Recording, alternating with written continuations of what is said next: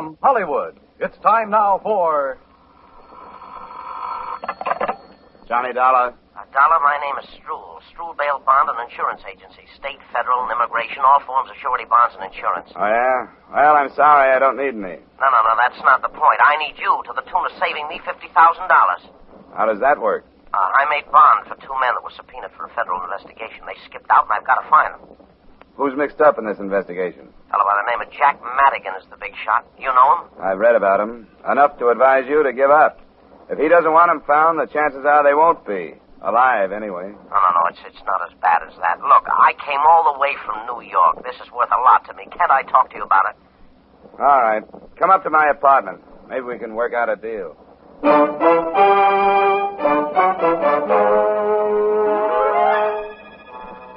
Edmund O'Brien in a transcribed adventure of the man with the action-packed expense account.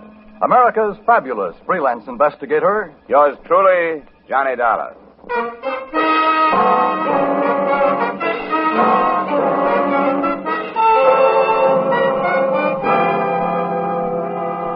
Expense account submitted by Special Investigator Johnny Dollar, Hartford, Connecticut, to the Struhl Bail Bond and Insurance Agency, New York City.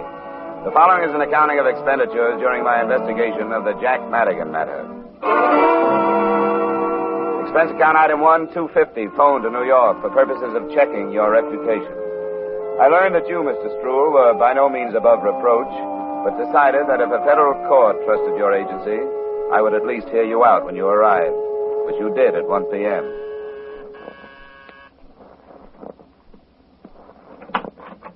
Mr. Dollar? Come on in, Mr. Struhl. Thank you. Thanks for sparing me your time. I'm in a mess. Sit down. You should have known better than to make bond for anybody that was going to testify against Jack Madigan. Well, there was nothing I could do about it. Well, who forced you into it? Madigan. I've done business with some of his friends before, so he came to me this time and said, will I do it? Well, the way he said it, there was nothing else I could do. Madigan stood the expense himself? Sure. He wanted them where he could get his hands on them, and it looks like he did. Or they took a run out. They didn't have to accept bond. They could have stayed in protective custody if they were afraid of him. They had to if Madigan told them to. The point is they're gone. Unless I can prove they're dead or find them before they're due in court, I forfeit the $50,000, $25,000 apiece. I've got to do something. Why'd you come to me? I told you I've got to do something. It's a federal problem. You operate in New York, and New York has plenty of hungry private detectives, I hear, and a fair-sized herd of policemen. I'll tell you why I came to you. The New York cops are busy enough, and besides, to them, these witnesses are just two names on a long list of missing persons. And as for private dicks, I could never be sure that one wouldn't want to make a deal with Madigan and make more money not finding them than I'd be paying to find them. You get the point? What makes you think you can trust me? Well, you were mentioned by a fella from one of the insurance companies I sell for. They tell me you're straight, except for padding your expense account here and there. Oh, that's slander. Now, who told you that? Don't make any difference. What's a little padding? I want to hire you. Okay, Mr. Struhl, you've hired me. Great. Now, who are these missing witnesses? Nippy Bruno is one. Real name's Joe. The other is Max Krause. I've got their addresses, next to kin, what they look like, and so on. Here, I got it all in this envelope here. Okay. Oh, there's one other thing. Yeah? I want a retainer.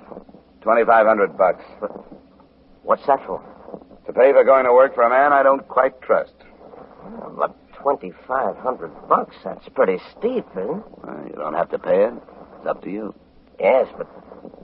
Well, I can't get it till tomorrow. That'll be fine. A cashier's check. When I get it, I'll see what I can do for you.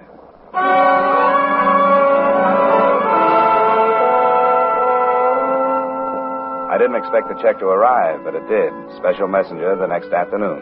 Expense account item 2, $12.50, transportation from Hartford to New York City. Expense account item 3, $23.85, dinner and drinks for a Herald American reporter who was more familiar with Jack Madigan than I. His statement enclosed. A lot of things have been written and said about Madigan by a lot of people, including me. None of us really know anything about him, how much power he has, where he got it, what his private life is, if any. These witnesses being missing isn't even news. People who've gotten this way have been dropping out of sight for years. There's Jim Schwartz and Big Tom Green. There's Woody South, just to name a few. I'd keep that in mind if I were you.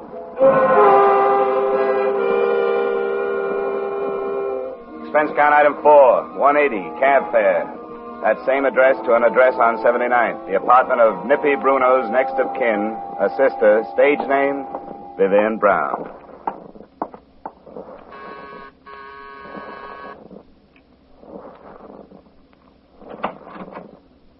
Good evening, sir. Hello. Miss Vivian Brown in? Who shall I say is calling? My name is Dollar. Mr. Dollar? She doesn't know me. Tell her I have some news about her brother. Come in, please. This way, please. Miss Brown is dressing to go out. I'll ask if she'll see you.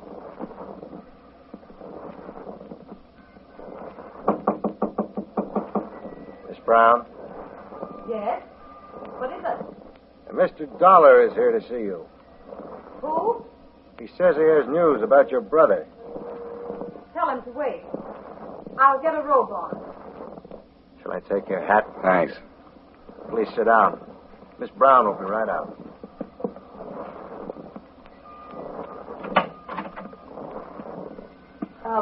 What was your name? I didn't get it. Dollar, Johnny Dollar.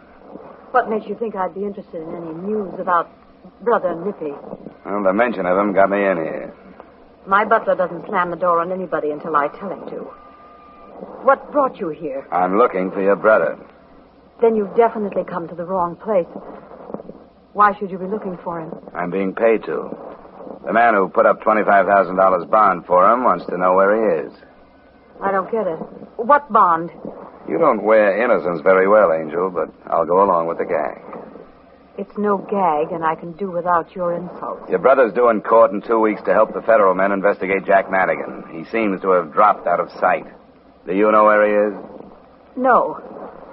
I haven't seen much of him in the past few years. He doesn't approve of me, and I don't approve of him. Does that answer your question? It brings another one to mind. He seemed to think enough of you to use your name on his bond request papers. How about that? All right, Peeper. I was only trying to do it easy for you. Red! I heard it. You walked into something, Peeper. I usually do. But I'm glad to see you in character. That automatic makes more sense than that phony butler act did. Stand up. Better see if he's carrying anything, Vivian. Okay. Be a good boy now. Until you try to pawn my wallet, I will. It's all right. He's safe. You can sit down, Dollar. Well, what now? He should be here in 20 minutes. I'll go back to my room. Sure, go ahead. What's the rough stuff, Red? Hasn't been rough. But you don't know how close you came to getting your head blown off buzzing this door. It's liable to happen to the next one that does. Light yourself a smoke. We got about 20 minutes to wait. So we waited 20 minutes. Vivian came back into the room in a low-cut number that was a good choice for her sullen brunette attractiveness. It made her look softer. But the few remarks she passed weren't only icy. They could have come from a longshoreman. I was waiting for her brother to come in. That would have made sense. What did come in made none at all. It was Jack Madigan. Hi, Jack. Come on in and see what found me. Well, what do you know about this? How are you, Jack? Fine, thanks. What are you doing with that pistol? We wanted to play it safe. Yeah, he's a detective of some kind. He was hired by that Stroll to find Nippy. Well, that's interesting, isn't it? What do you have to say for yourself, my boy? Matter of fact, I'm speechless, Madigan. Oh? How's that? I thought I'd have to find you. I didn't expect you to find me. Yet, at least, and here. What's so strange about that? You and the sister of the missing witness? Maybe not so strange at that. Shut up! Keep your remarks to yourself, you two-bit heel. Yeah, Vivian. Cool off. Go mix me a highball. And you, put that gun away and go help her with the ice. If you say so, Jack. Of course I say so. Go on. I'm sorry, Jack. He's been needling me for half an hour. I ought to take her across my knee, waving that gun in your face. What for? Anybody knows you can't fire a gun in these apartment houses without causing a ruckus. What's your name? Dollar. And the Manny Stroll hired you to find Nippy. And the other man, Kraus. Well, I'll tell you what to do. You go back to Stroll and tell him the boys are all right. Oh, let's not be childish, shall we? In what river are they all right? Now, see here, there's no need to take such a pessimistic view. I realize the press has given me a reputation for violence, but I don't deserve it. There's no reason for me to want to harm those boys. I'm not afraid of their testimony. I'm counting on it. Sure. And straight testimony, no perjury this time. Why, I've already talked to those federal men. I'm cleaning the slate this time, telling everything, and let the chips fall where they may. What kind of stuff is this? It's the truth. I'm tired. I've been at sword's point with the police and my government long enough. I've been offered certain little leniencies, and I'm going to accept. It's been later than I thought for a long time. I'm through. You know, this is almost funny. I'm dead serious. You go back and tell that police corridor tout that the boys are all right. Where are they? I can't tell you that. I've got them under cover for their own good. Now, Dollar, don't go off half-cocked. A lot of heads are going to fall after the three of us have finished this federal catechism. If you think you're the only one looking for them, you must be a stranger in town. You're trailing the pack. Well, if this is all I get from you, I've had enough. You'll drop it? If I don't find them before you're due in court, I will. What do you want, son? Money? I got some, thanks. I don't like to hear that. I suppose it takes a lot of guts to be a hero, but it sure doesn't take much brains. Remember that. I can leave? Of course you can leave. Because I think you're going to talk this over with yourself and come up with an important decision.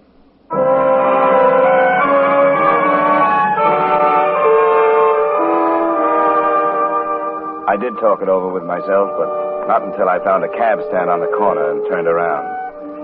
A quarter of a block behind me, I could make out the figure of Red, the so-called butler. Expense account item 5, $20, fare and tip to a driver who saw to it that our cab wasn't followed. When I felt reasonably safe, I gave him the address of the second missing man, Max Krause.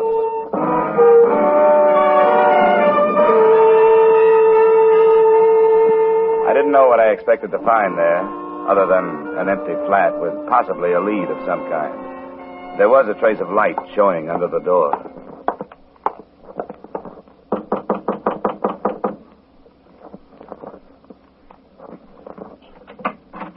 Come on in, Dollar. Red. I didn't expect a butler in a place like this. Come on in. Why didn't you use your head? Jack gave you a chance to. Maybe I should have. What are you doing here? I live here.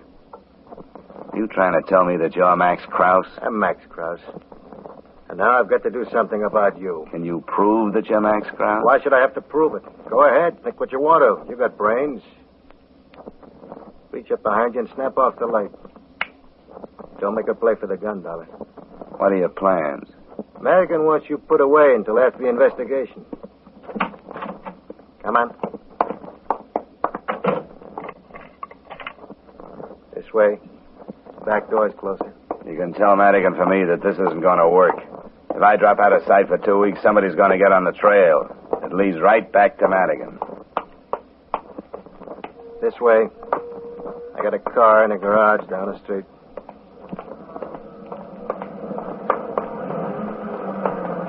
That's him. Get down.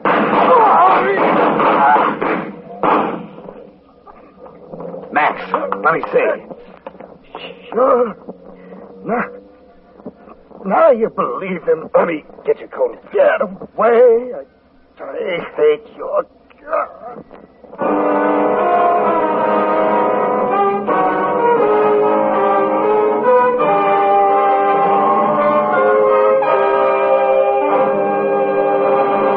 We'll return to the second act of yours truly, Johnny Dollar, in just a moment.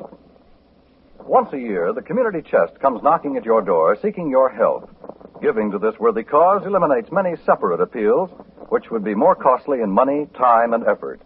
So when you give, make sure you give enough to cover the many campaigns the community chest includes. Give generously. Give today. Now, with our star, Edmund O'Brien, we return you to the second act of yours truly, Johnny Dollar.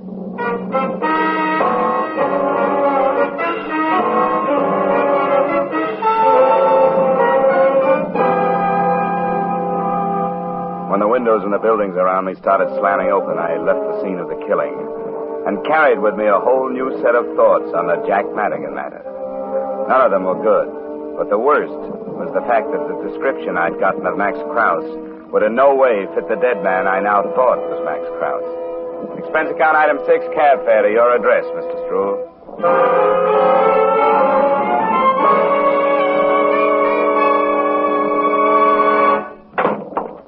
But it's 11 at night, Mr. Dollar. Never mind what time it is. Find a chair and sit in it before you land on the floor.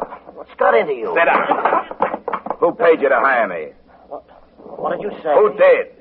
Paid me to hire you? What kind of a question is that? Answer it. Well, nobody did. It was my investment. Who would protect it but me? What's the matter with you? Come here, look at it. Read it right there. I want to hear you. Max Krause, age 34, 5'11", 170 pounds, swarthy complexion, black hair, black eyes. Well, all right, why did you give me a phony description? Phony? The Max Krause I found had red hair and blue eyes. I don't get it, none of this. What are you talking about? Krause is dead. He was killed because I didn't know who he was and drew him out into the open. When did this happen? It happened. I was picked up the minute I hit town and followed. Who else but you knew what train I was arriving on and the hotel where I was stopping? Now, wait a minute. I don't think you've got right to jump at these conclusions. I hired you in good faith. Well, if you don't like the job, then quit. Not for a while. I stand a good chance of being picked up for questioning on that killing. I don't like that. I want an out. I want to know how it happened. From here, it looks like you sold out to somebody and hired me to put the finger on Krause. I don't like that either. Let me tell you something. If I was crazy enough to do a thing like that, I'd do it so nobody could prove I What did. about the phony description? It may have been a mistake. I don't know how it happened. I think we'd better find out. And let me know when you come up with a story.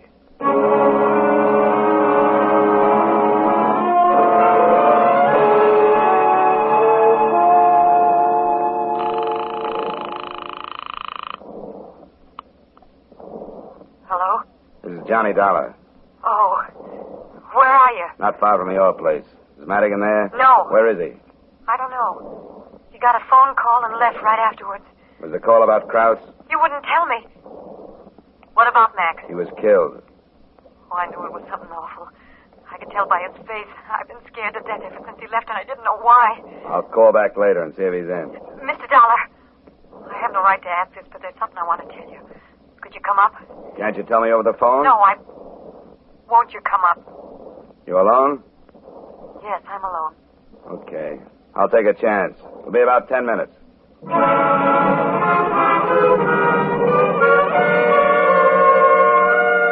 It was a 5-minute walk, and I noticed that New York streets seemed to be quieter than usual. Inside the building, I walked the 2 flights up to save the noise my arrival would have created by way of the elevator. I listened a few minutes outside a door without hearing anything and took the plunge.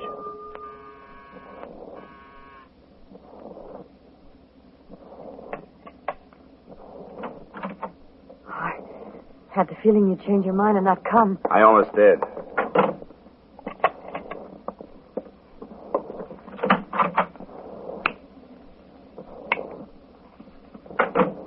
There's nobody here. When did Madigan say he'd be back? He didn't. He didn't say anything.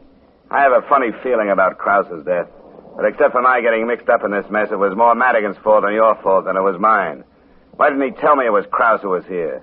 If he told me that, I probably would have believed the rest of his pitch. Oh, I don't know. Nobody really knows anything about Jack. Not even you? Nobody. You put 3 men on their way to federal court to sing and a few hundred wanting to stop him. The lid is going to blow. What'd you want to tell me? I want to tell you where my brother is. Huh? After what happened to Krause, do you think that's wise? I have to say it. I'm in it, too. I think Jack knew these things were going to happen, even about you showing up. Knowing about it or planning it? I know it sounds impossible, but I keep remembering things he said about how he'd have the government men eaten out of his hand. He was bargaining for leniency. He told me, but why are you ratting on him? Because Jack doesn't care about anybody but himself. One of the threats to keep him from testifying was that I'd be kidnapped. Huh. If he'd known that Max would be killed, he'd have let him take me, too. You think he did know? He hadn't let Max out of his apartment for almost a month. Tonight he ordered him to go. I think he wants us killed, so it'll make it look that much more dangerous for him. Does sound too crazy? Well, not exactly, but it's hard to prove. I know that. And I did a foolish thing after he left. I called my brother Nippy and told him all this. I don't know what he thought, but I tried to call him again, and I don't get any answer. Where is he? He's been staying with Jack. It's over on Lexington, Brighton Arms, apartment 302. That's cozy. How afraid of kidnapping are you? Oh, I don't know what to do. I don't know how I can stand staying here and waiting. Where can I go? Get a coat. I'll put you in my hotel room.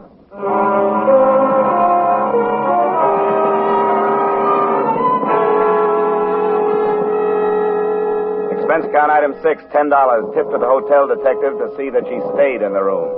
Item 7, 120 cab fare to Jack Madigan's address. I dropped my taxi a half block down and walked the rest of the way. What slowed me was the sight of a couple of prowl cars parked in front of the building. And even at that time of night, a small group of the morbid in a scattered circle on the sidewalk. I saw the body, but didn't move close enough to recognize it. Hey, what happened? Huh? Oh, a shooting. Anybody know who it is? The whole country will in the morning. He was due for a big federal probe. That's Jack Madigan. Where were you, Fred? Taking in another of them westerns, I suppose. There was more shooting right here than the whole picture. Hey, pardon me. Yeah? When did it happen, do you know? Not exactly. They've been here quite a while, though, about an hour anyway. Can't find a medical examiner, and they can't do a thing about moving them till they do. Hey, Fred, wait till the editorials tomorrow night. Huh?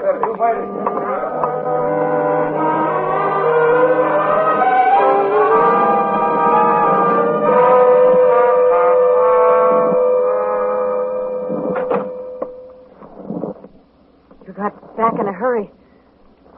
What's the matter? Your theory has just been riddled. Madigan's been killed. I don't believe... That's what the on-the-spot experts say. I was wrong about him. What about Nippy? I don't think your brother would have been there. Were they the same ones that shot Max? No. How do you know? Cars were parked solid at the curb, and Madigan was too close to them. He couldn't have been shot from the street like Max was. Do you think Nippy would go to your place? No, he wouldn't go there. That'd be the first place they'd look. The first place who'd look? I don't know why I said that. Yes, I do. You're thinking the same thing, aren't you? That I told him what I was afraid of and warned him. That crossed my mind. But I don't care who I can send into Madigan's killing as long as I can go home. You seem to be the closest suspect. You're not serious. You've given yourself a motive. As far as I know, you were with him last. I wasn't. He left the apartment. If that's true, you've got nothing to worry about. What do you mean? What do you want me to do? Go with me and we'll both make a statement to the police. You think I'm afraid to, don't you? I don't know what to think about you. Yes, you do. Because you found me in a mess like this, you think I'm as rotten as everybody else. I haven't been. But now I will be to protect myself. How badly do you need protection? I know how the police are. They're just like you. They don't care either who they pull in for Jack's death. You tell me to go with you and make a statement. The police would love that. They'd love to count the whole thing off to jealousy or being afraid of Jack, wouldn't they? Wouldn't they?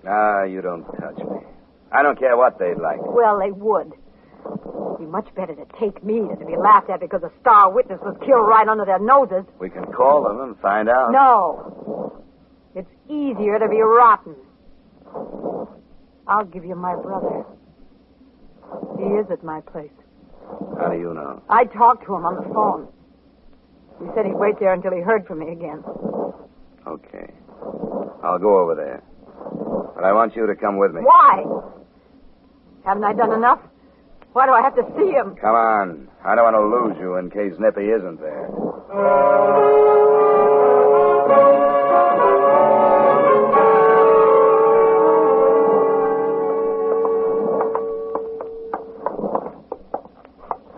I'll do it. Give me the key. Vivian? Answer him. Yes, Nippy. It's going to work, Vivian. There's going to be a... Who's he? An insurance dick? That's right, Nippy. What are you doing here? Why'd you bring him? He made me do it. I asked her to make a choice between giving herself up for Madigan's killing or giving me you. Nippy. Put the gun away, Nippy. You've done enough. Is what he says true? He made me do it. He would have taken me to the police. You know what they would have done to me. But it's all right, Nippy. You can still work it out. Get away from me. She's wrong. You couldn't work it out, but you may do yourself some good by giving yourself up. Why did you do this, Vivian? Did you want to get rid of me, too? Oh, don't say that. You don't have What to are let you him... going to do if you get rid of me? Who's going to take care of you? Who's going to find more Jack Madigans for you to play with? Nippy, don't. Who's going to do the job for you when you get fed up and afraid to tear yourself loose? You don't have to let him take you, Nippy. I know you could take care of it when he got here. Is she worth it, Nippy? There wouldn't be a chance to count me off to a gang killing. You don't have to be afraid of him. I'm not. Then take him and get away. Not him. I'm afraid of you, Vivian. You're going with me. Stay away from her. Nippy, let go. And stop fighting. I wouldn't hurt you. You will. Don't, Nippy. Let me go. Now, watch it, Dollar. Don't try it. Let go of it. Let go of it. Vivian, get it. I should have let him take you.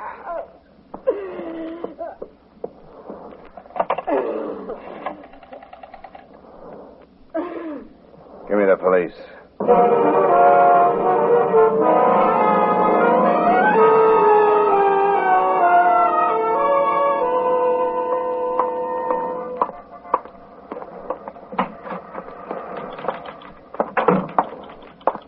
Where can I find... Oh, there you are, Stroll.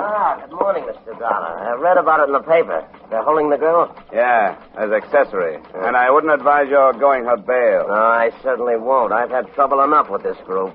You know, you didn't make it easy for me with that phony description. Yeah, I know that description. It was given to me by Madigan's boys. I should have checked it. But don't worry, a mistake like that won't happen again. None of your mistakes will happen to me again. Huh? You'll understand what I mean, Stroll, when you get my bill.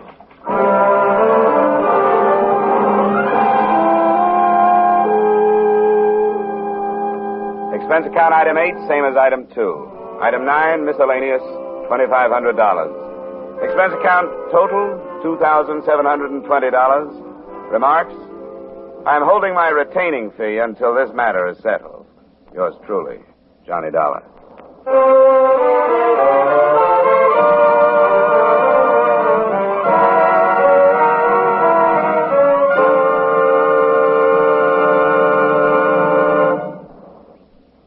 Yours truly, Johnny Dollar, stars Edmund O'Brien in the title role and is written by Gil Dowd with music by Wilbur Hatch.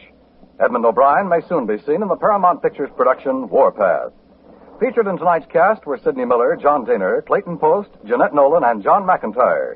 Yours truly, Johnny Dollar, is transcribed in Hollywood by Jaime Del Valle. This is Dan Coverly inviting you to join us next week at this time when we will again bring you Edmund O'Brien as... Yours truly, Johnny Dollar.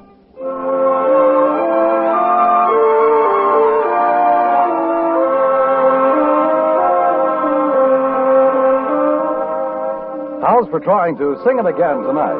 $5,000 in cold hard cash and $10,000 in fine prizes are waiting for the CBS listener who can solve the Phantom Voice mystery. Dan Seymour will be on hand with those coast-to-coast phone calls, and Alan Dale, Eugenie Baird, Bob Howard, and the Riddlers will be making the music. And remember, there's many a fine prize for solving the tuneful little riddle songs that lead to the Phantom Voice mystery. It's an hour of fun and music to entertain you and perhaps pay off. Every Saturday night on most of these same CBS stations, hear Sing It Again. And now stay tuned for Vaughn Monroe's Caravan, which follows immediately on most of these same CBS stations.